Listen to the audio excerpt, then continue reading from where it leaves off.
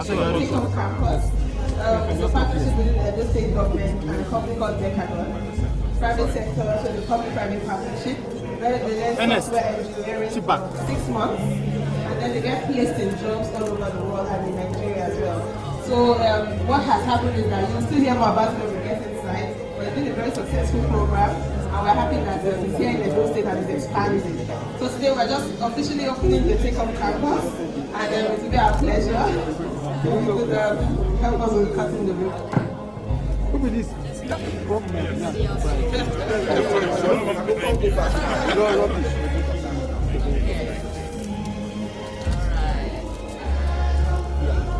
Wishing you all success. Thank you.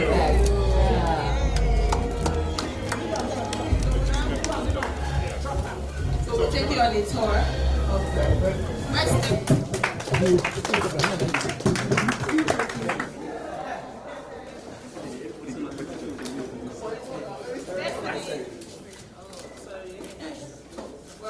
area, as you can see, and code as well too. Elizabeth. So this is the house. Oh, the ramp has a technical delivery lead. No, no college.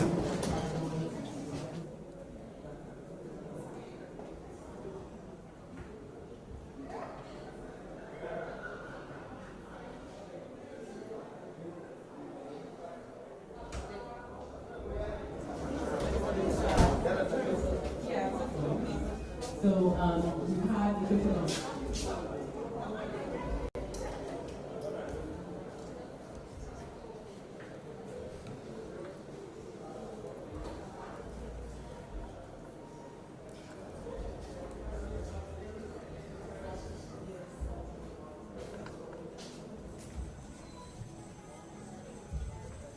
these are rooms as well.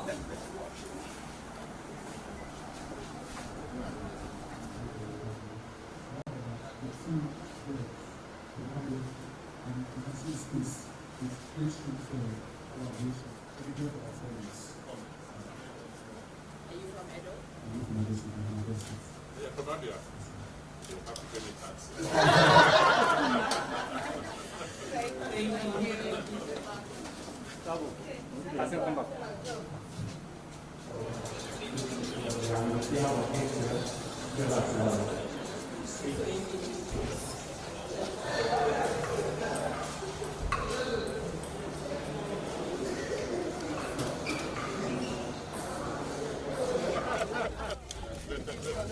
When I speak down, we get money to fund the kids, so I'll send them getting it done.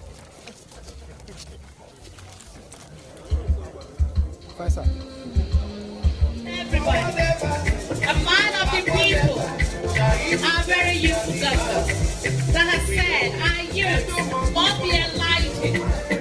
And of course, he has brought the world to Edo State. He has brought the world to Benin City. And he has brought the world to Okoromi community. His Excellency, the Governor of Edo State, Mr. Godwin, Obaseki. And of course, he's been far,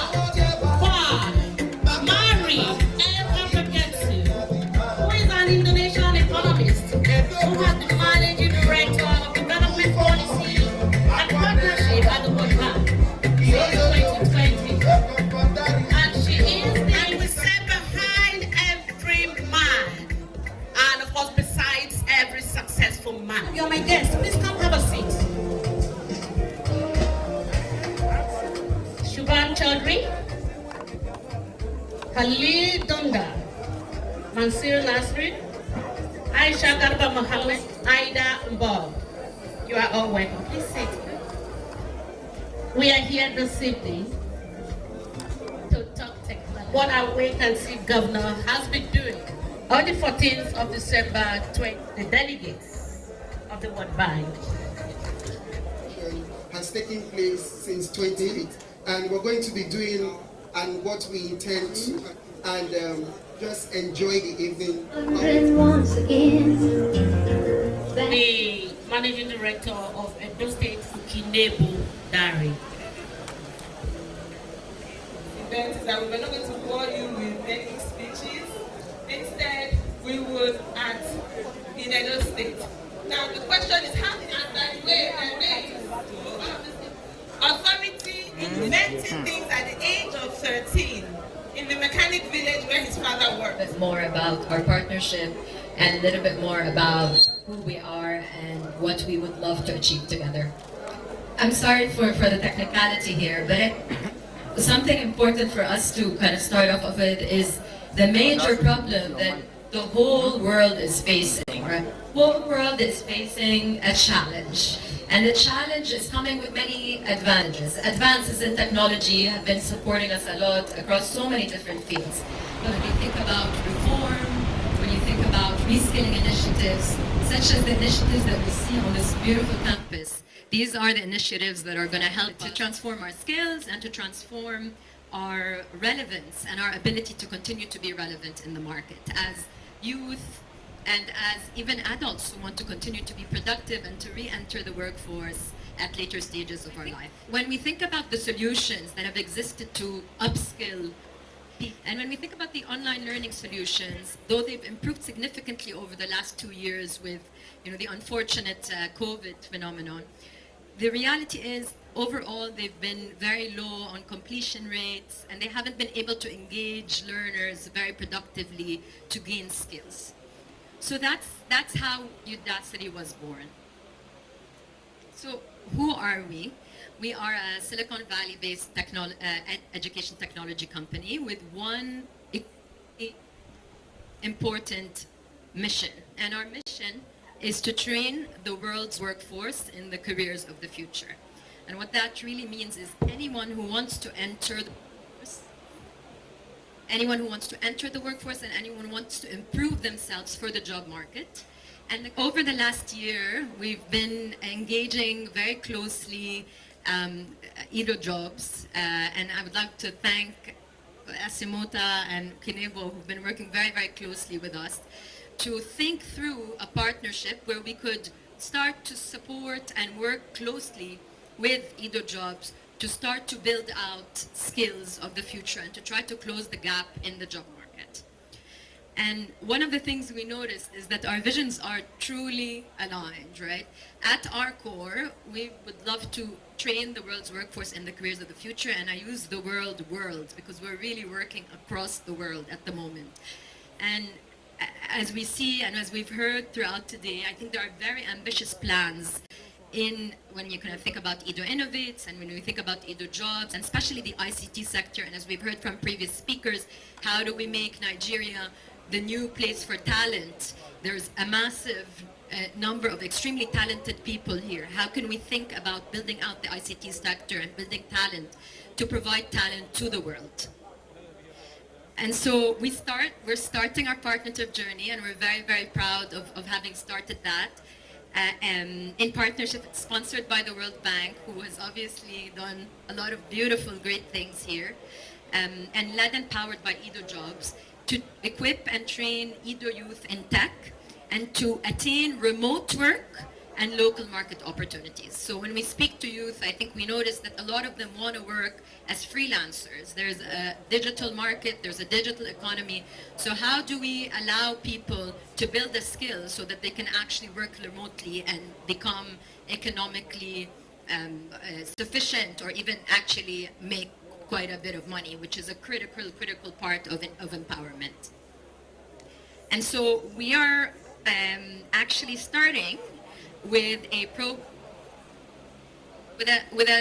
program which is relatively small, but it is where we want to start, where we want to pilot, and where we want to learn, where we want to develop 1,000 digitally fluent people. These are practitioners who actually can be web developers, data scientists, digital marketers at a very deeper level, and build digital awareness for 5,000 learners so that we can start to build the mindset and understand. Sure, they haven't told you that our guests, Dr. Mrs. Mary Pengetsu, has done very, very many things in her life before she became the managing director in charge of policy at the World Bank. That's what we call him in the financial circle in Nigeria.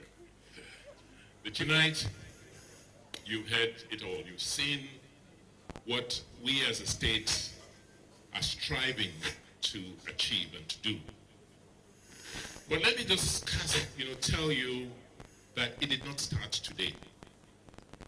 About 10 years ago, by this same time, we had a very interesting visit, and I think only one of people that was not entourage is here tonight, I believe, I hope.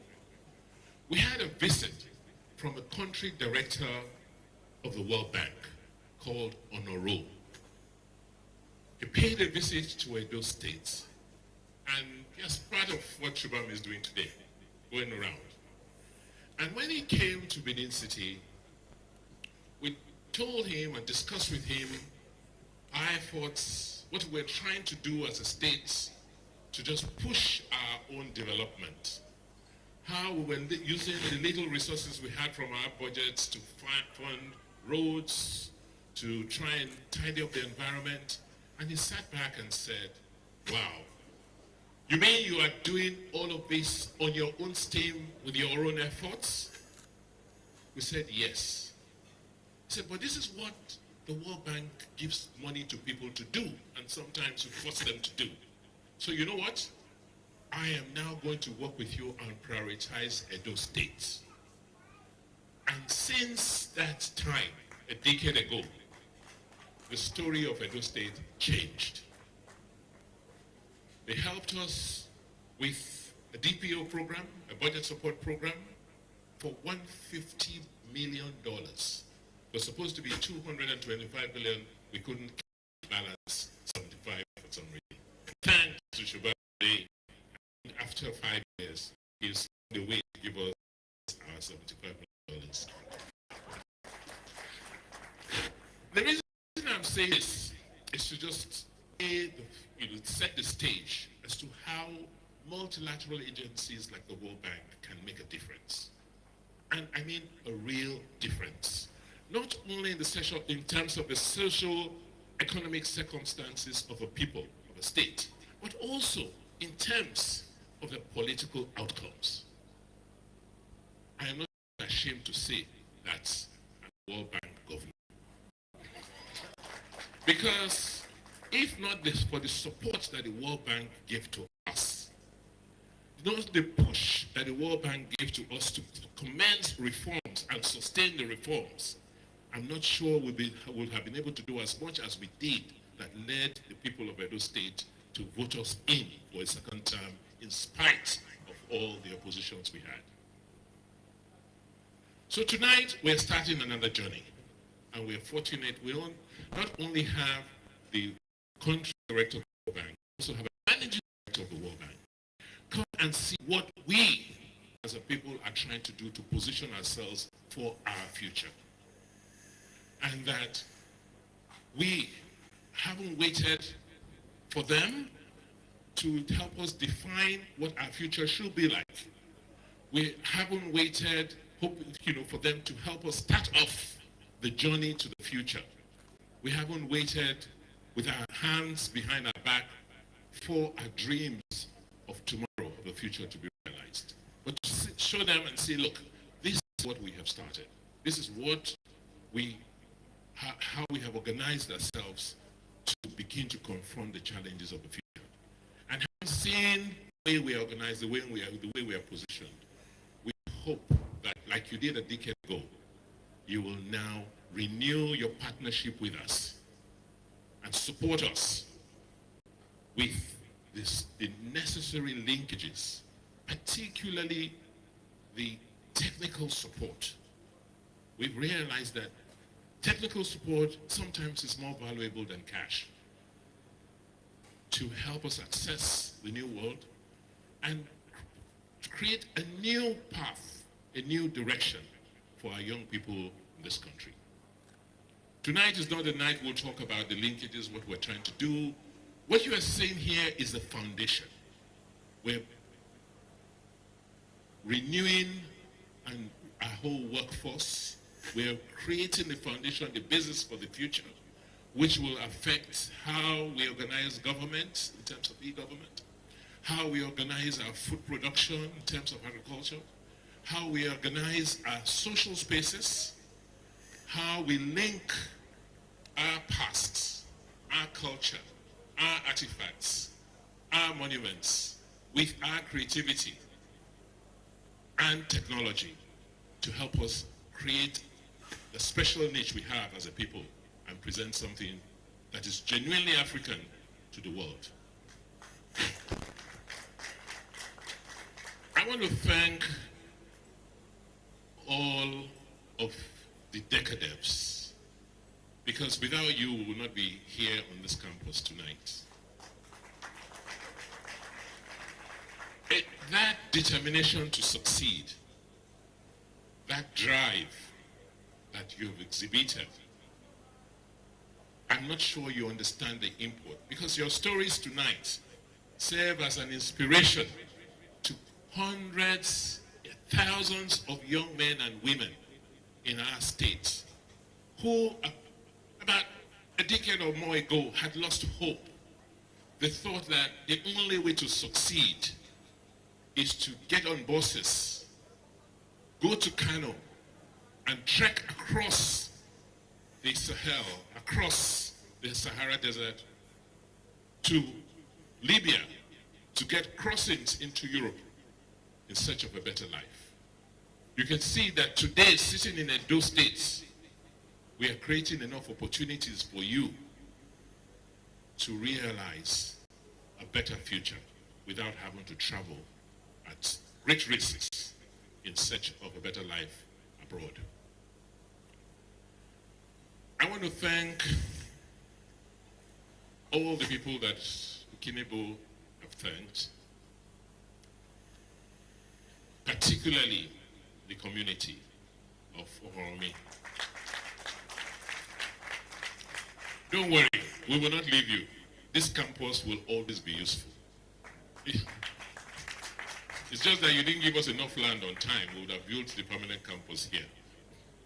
But we will not relocate. It will always be useful.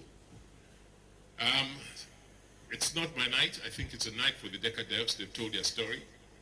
I want to just now cede the floor to our guests, in whom we are very well pleased. Dr. Mary, please, the floor is yours. Thank you very much. Thank you, Governor. Your Excellency, Governor of Edo State, and the First Lady, Deputy Governor, Excellencies, ladies and gentlemen, and the wonderful decadevs who have given us such an inspiring evening. I'm so happy to be here in beautiful and glorious Edo. I hope I got that right from your anthem. It was such a beautiful anthem. I'm not sure what more I can say. It's been such an uplifting evening, hearing all the young people, the decadevs, with their inspiring stories, and I think giving a lot of hope. And as the governor said, you will inspire hopefully many more young people to see that it can be done, and there is a future. And I'm very inspired by what you're doing here, Governor and Deputy Governor, in building out this state. And I'm grateful to hear your story, your journey. What was it? Was it 5 years ago or 10 years ago when the first country director came here to see how we can help development in Edo State? And so one of the things that really inspired me tonight is to see development in practice, because this is what the World Bank is all about. How we can help development in practice, and we see that tonight. We see how you have developed in the last 5 years, and to get to this point where now you're thinking about the future, about the youth, and how to have, I think the number that was mentioned earlier, 50% of youth are not employed. How can we create jobs, and not just jobs, but we always say the future of jobs and the jobs of the future, because the digital based world that's out there I don't know whether we want to be in the world of Mr. King, but but the future is very much catching up with us, and I think many of you have said during COVID we learned a lot about how we can work remotely. So you can be in Edo State and serving the world from Edo State. So Edo can become Edo Valley, just like Silicon Valley. And you have the potential because you have the young people. You have the beginning of the ecosystem. So Edo Tech Park is part of this ecosystem that will hopefully allow you to grow and become a cluster, a creative hub that will be able to be digital-based, creative-based. I was the Minister of Creative Economy in my country, in Indonesia, so I'm very, very aware of the potential of young people and their creativity. And it is all here. It's an unending resource. Your ideas and your creativity are renewable and unending resource. It doesn't get depleted. As long as you are in the right ecosystem that allows you to continue learning, to continue to upgrade your skills, and be part of an ecosystem that links you to the world, and be able to come up with solutions to the world. So creative people, I think one of them mentioned that they really enjoy what they're doing, and this is what it is about. The future of jobs and the jobs of the future are where you really enjoy what you're doing and you make money. like who was it? Gloria, was it? Glory said, make money, enjoy what you're doing with passion, and you actually do good as well, because a lot of what you do, you find solutions to make people's lives better as well. You know, what more could you ask for? So I think this is what you are trying to provide, and working hard to provide for the youth of Edo. And we at the bank, obviously, human capital is very high in our agenda, and I know that we are already working with you on the Edo Best project for the education, and we're also looking at how we can help access high quality market relevant digital skills, and really work with you on the Edo Jobs program to upgrade the skills, build new innovation hubs like this one, and increase private sector partnership. I think what you've done is really in the right path to partner with private sector, but provide the right incentive, provide the right ecosystem, provide the right supporting environment, and the private sector will come. And you have the right idea of how we can build this together with other partners. We heard a few other partners speaking tonight. And so I just wanted to congratulate you, Governor and Deputy Governor, and the Edo State, and the DECA devs, and hopefully there'll be more DECA bells. 20% is good, but let's see whether we can get it to 50%, right? So I really just want to congratulate you, Governor, and all of you who have worked hard to make this happen. And we stand ready to support you in making sure that we have beautiful and glorious Edo for the future of the young generation. Thank you. The first female Indonesian with Chinese descent to hold a cabinet position in Indonesia. And of course, the Managing Director of Development Policy and